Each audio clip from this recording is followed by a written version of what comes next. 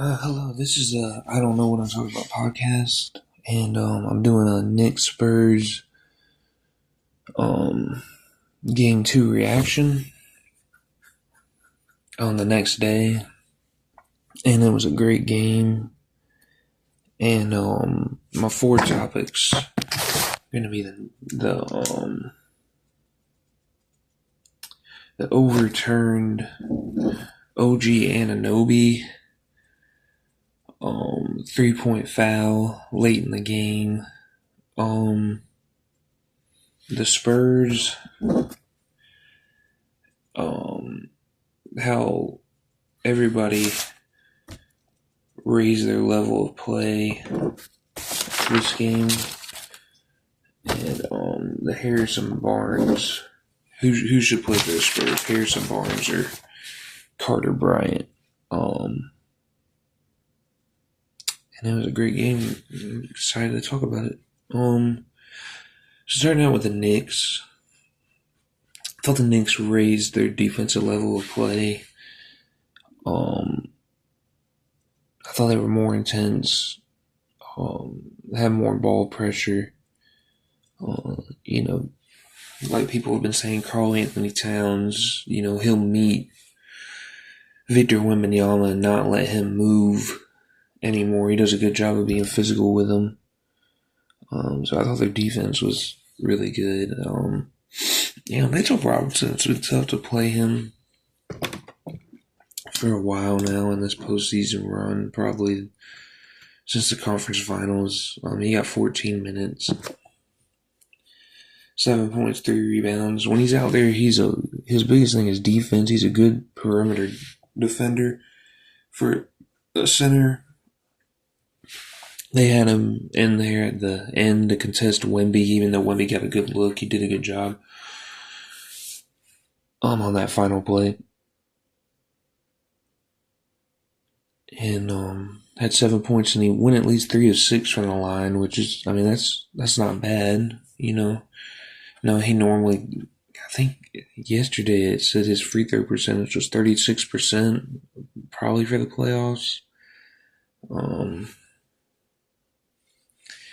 But yeah, I thought he played good, but it's getting tough to play him with, the hack of Mitchell Robinson. And he's worse than Shaq, and his free throws are so line drive. There's not margin for error, like Tim Legler said. I heard him say that. There's not. When you get more arc, you get more margin for error because you don't have to get it right on as much because it can bounce around on the rim and it can go in. Line drive is probably not going to bounce. It's probably going to, hit the rim and come and shoot right off. So I wish he would get more arc on it. Plus, he's got like a thumb injury, finger injury, something like that. And, so they've been having a lot more trouble with him than I thought they would playing him, the Knicks. I wanted to talk about that overturned foul. And I don't remember who fouled him, but OG Anunoby, it was called a foul for 3 towards the very end of the game. And I want to say it was a tied game around that point, 97-97. And they didn't call it a foul on the floor, and it looked like a foul in real time. But then you went back and watched it, and it looked like he pretty much got the ball. I think it was Champagny, but I'm not sure. And then it hit off OG Anunoby's hands and a Spurs ball. I didn't think it was a foul. I think he got the ball, and I definitely didn't think there was enough to overturn it. Not saying that's why the Knicks won, and obviously you can't let one call get to you if you're the Spurs. But that was a big call to overturn to me late in the game. And maybe I wasn't watching with the sound on, so I don't know public opinion on this. I didn't know if they thought it was really a foul or not, but to me, the contact was marginal, and he really got the ball first, and I wouldn't have called that. I definitely wouldn't have overturned it. I didn't think there was enough to overturn, but it made it 197 Knicks, and it ended up being 105, 104 Knicks. And obviously, there were other things. There were other things at the end that you could look to and say that was the biggest thing. But that was a big call right there. I didn't understand why they overturned it. Um, out of the whole playoffs, the Knicks have attacked Wemby's rim protection way better than anybody. They're very physical. Carl Anthony Towns and OG Anunoby. I remember one time OG Anunoby, he got in front of Wemby and he was all the way in front of Wemby and he made sure like he used his body and backed him up and got enough space to dunk it. And I've seen Carl Anthony Towns take it to the rim and he gets his whole body in position. And Wemby doesn't really have an angle to block these people. Jalen Brunson too.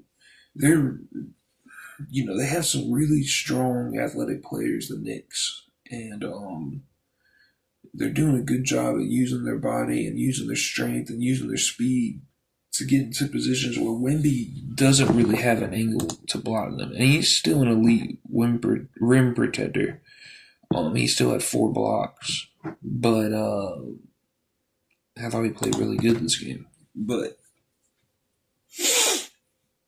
they're like I said last time, they're making him look more normal. He looks like this person we've never seen before, and they're going out there and they're physically dominating him with their strength and their speed and their athleticism, and they're getting to the rim and finishing strong. And the Knicks are tough. They're doing a great job of going against Wemby's rim protection and the shot making. I talked a lot on my podcast about how I think maybe not a lot, but I think Mikal Bridges and Jalen Brunson are the best closers in the NBA. And it gets down to the end, and their shot making. They don't miss a lot of shots. They don't miss a lot of shots they have to make, and it's almost like they're hitting those shots throughout the game now. There were a bunch of shots that Brunson and Bridges and hit that. Obviously they hit shots throughout the game, but it's like they were on fire for parts of that game. And there were shots they were hitting that Spurs just couldn't do much about. And it's like it was contagious. Like Shamet and McBride. McBride hit a really tough mid-range in the middle of the game. And then Bridges came back and hit another one. And even Towns a little bit. Towns is a really great shooter. The Knicks shot making is just at another level, And the way Brunson gets his shot off, I think I have him way underrated. Because I said he's the greatest closer in the NBA. I said he's the main reason why the Knicks are this good. But at the same time, sometimes he doesn't get to the basket as well as other people that are at the top of the league. And sometimes he doesn't get as much separation in a way. But he always gets enough to get his shot off, and his shot is. I know he went 7 for 25, but with the way he's got enough room to get his shot, and he holds his shot above his head, and he has his elbow in front of his head, and it just creates a lot of space for him to get his shot off. And he's confident. He's not gonna. He went 7 for 25. He's not gonna stop shooting. He's just so tough, and the little spin moves he makes, the strong spin moves, dribbling the ball, getting the ball over the court. He's hard to guard. He's tough, and I think I've way underrated him. And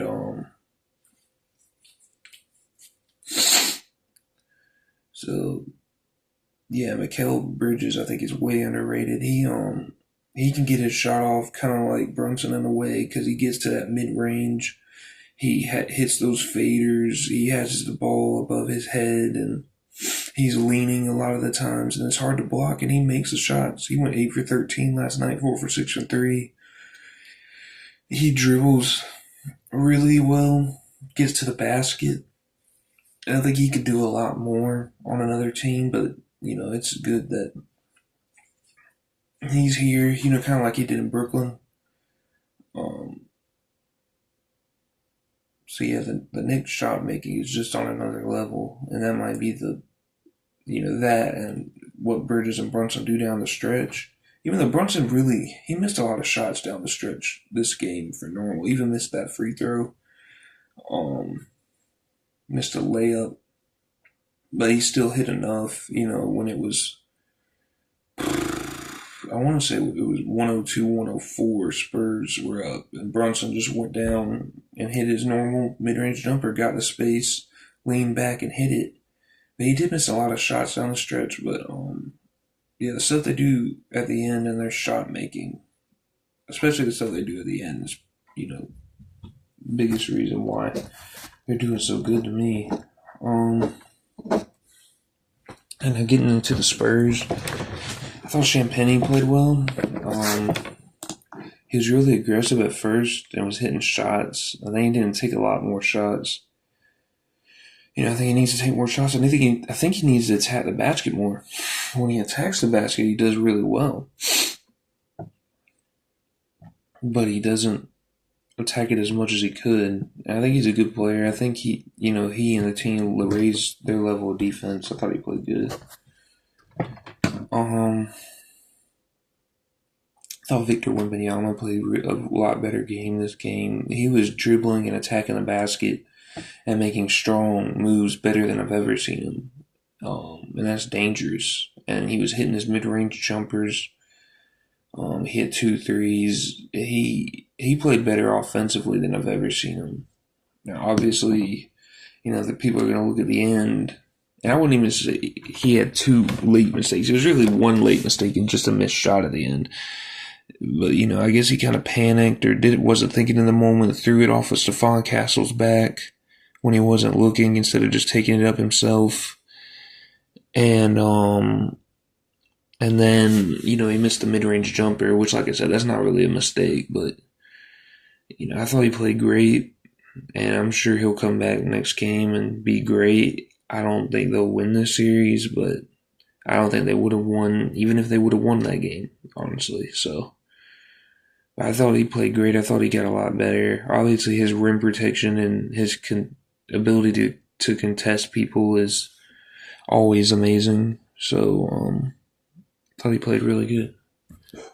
I thought the Spurs raised their level of defense. I think their ball pressure was a lot better, full court. They really did a good job on Brunson, even though Brunson was still effective. Even though, if you look from a Spurs perspective, you'd be like, yeah, 7 for 25, we did our job to some extent. And, they did. I thought Castle did a good job on defense. I thought Fox did a good job on defense. He had that one foul, which I didn't understand why he just fouled Brunson out of nowhere and then got in his face, because, that's just a waste of a foul. But, it could have been a tech. But, yeah, just everybody. Harper played amazing on defense. Johnson had a great defensive game. They just raised their level of defense and their ball pressure.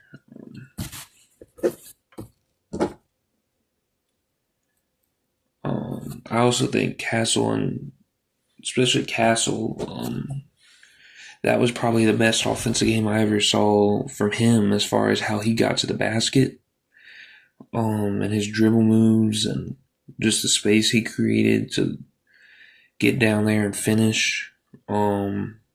He's an athletic finisher. I thought he did a really good job on offense. I thought De'Aaron Fox did a good job on offense. He was aggressive. Came off a bad shooting night. Came back tonight, went 8 for 12, 20 points. His handle is incredible. And, he's not as bad of a shooter as people say. He went 2 for 2 for the 3-point line, 2 for 2 for the free throw line. I think he's more physical and strong than people give him credit for. He's 28 years old, been in the league for a while, put on good weight. and he's just really, really good. Runs the offense well a lot of the times. Castle runs it a lot. Harper will run it. Wemby will run it. But yeah, I think Fox has that veteran experience. He knows what he's doing. He's unselfish. I thought he played really good. I'm glad the Spurs didn't trade him a while ago when they were talking about doing it. To me, Harper played the best offensive game I've seen him play. They played him more tonight, 32 minutes. Had 15 points. But just the way he got to the basket, I thought he really attacked it well, went inside there and was physical, made his shots. He didn't settle, to the basket, to the basket, to the basket. And he helped them a lot. He got more minutes and he used them well. Keldon Johnson, I think he got 8 last game. He got 16 this game. And he played good. I just wish he'd be more aggressive. I don't think he's looking for his shot. Maybe he focused on the defensive end because he played really good on the defensive end. Like really, really good. And I'm glad they gave him some more minutes. I think he could get more, but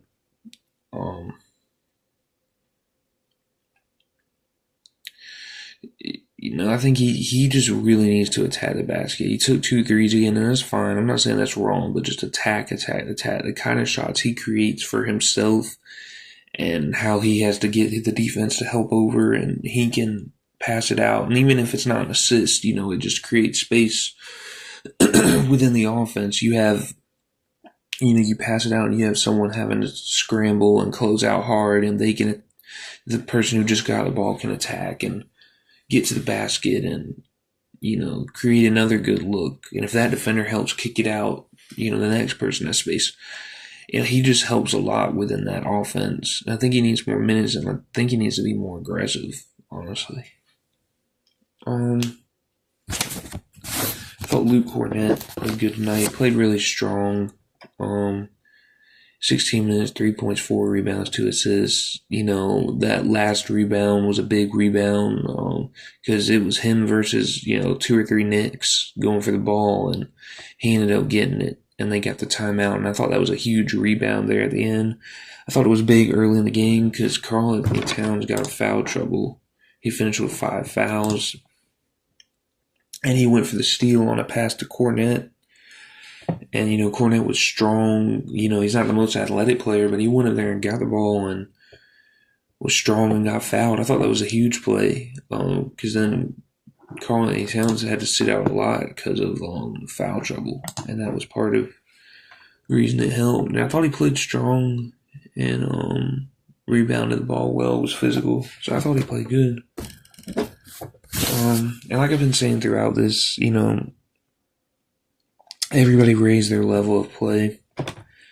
Spurs and the Knicks got more offensive movement, especially the Spurs early in the game. Now, they both kind of went away from it as the game went on. But I thought that both of their offenses were looking better than ever with that ball movement.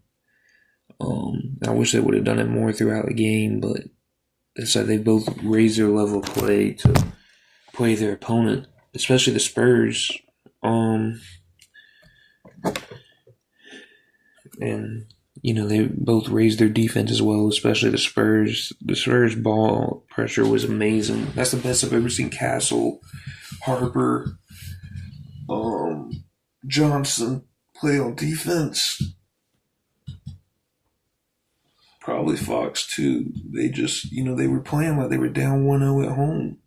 And, very physical. Castle was so physical on defense. He was the best on defense. He was the best defensive player other than, you could say Wemby just because of his rim protection and the way he contests shots and stops people from shooting just because of his length.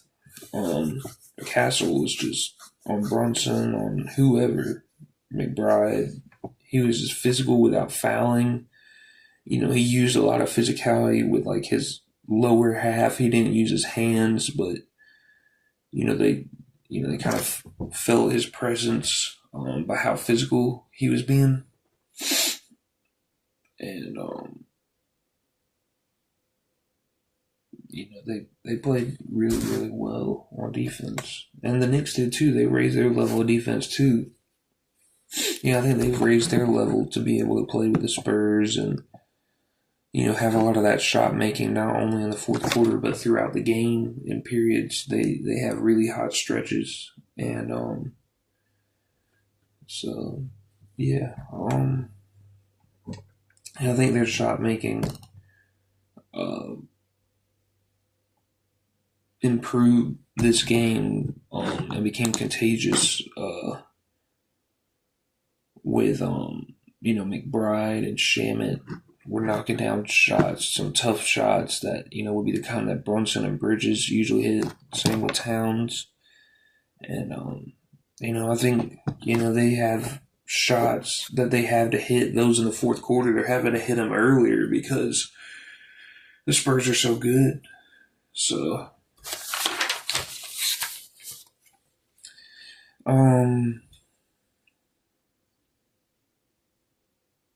I think Wembanyama, like I said earlier, I think he raised his level of play. That's the best I've ever seen him attack the basket. That's the best I've ever seen him finish strong and get good looks. I mean, he just attacked whoever was guarding him, and they couldn't do it. Usually it was a big, and they couldn't do much against him. He was strong. He had a tight string on the ball with his handle, and he still had 4 turnovers, but I thought he was a lot stronger and took care of the ball a lot better than he did last game. And they were throwing the ball down to him in the post, and they were throwing Karl Anthony Towns the ball on the other side of the post against him and other people. And both of them were making incredible catches and finishing strong. Or Karl Anthony Towns, he had one time he caught the ball down low, was going to put it up. 2 people jumped, and then he made a great pass to the corner. I think to Miles McBride. So they both did a great job in the post, catching and finishing. And Wembanyama played good.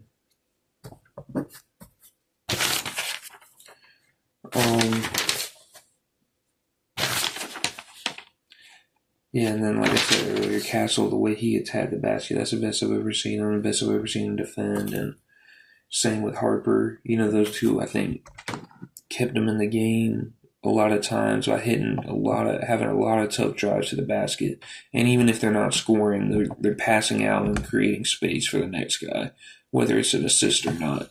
And I thought those 2 guys played great. They played so beyond their years. Harper and Castle and Wembanyama,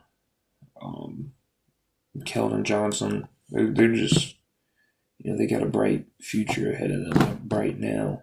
And I think I will say about everybody raising their level of play, because to me the Spurs raised their level of play tonight more than the Knicks. They came out, they were hungry, they came out, they played harder than ever, they were aggressive, they really wanted to win, and they still lost. And I don't know what's that's going to take on them emotionally when you expend that much energy and you still lose, and now you got to go back to Madison Square Garden. And I also just don't know how much more they could give. It looked like they gave their best shot tonight, and they obviously had a chance to win. And this series is not over. The Spurs can still win this series. I remember there was a series, I didn't watch it. I wasn't really watching basketball then, to be honest, but I want to say it was 2021, where the Clippers lost 2 games to the Mavs at home, and then they ended up winning the series 4-2 or 4-3. I want to say 4-3.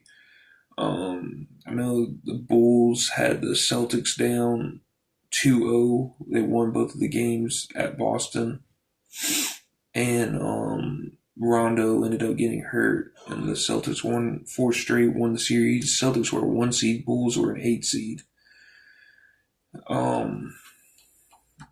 So obviously, and it doesn't have to be because of an injury, but you can lose your first 2 games at home and still win the series. But it's tough. It's tough, especially with how tough the Knicks are. And, I think Madison Square Garden is an arena where they can start cheering for the opponent, because it's kind of like Broadway. It's kind of like a show. Sometimes they're just out there for a show instead of cheering for their team. The fans of the Knicks, but in the playoffs at this time, I don't really see something like that happening. Um, I think the Spurs are going to face a tough crowd, and it's just going to be hard for them to come back in this series. Last thing I want to talk about the Harrison Barnes in for Carter Bryant isn't making much of a difference. Now they really didn't play either of them that much. They only played Carter Bryant 3 minutes and Harrison Barnes 5 minutes. But I mean, I think it's the right decision to have Harrison Barnes in there. He attacks the basket more and creates more space. But Carter Bryant got in there and made a turnover. But Carter Bryant does add a level of physicality. He's a good player. Kind of transformed his game. It kind of worked with him differently, made him more into a guard. Because I remember in college at Arizona, he was like this humongous power forward. To me, it looks like he's lost weight, become a better perimeter defender. That's kind of his niche. But yeah, it's really not making much of a difference between them. But I would still say Harrison Barnes is the right player to play. And he's not very physical, but they have Wemby's rim protection. And so I think the physicality they lose with Carter Bryant is okay. So that's my podcast. Sorry for getting it up a little late. Probably. I don't know exactly when it'll get up. But thank you for anybody that listened, and have a good one.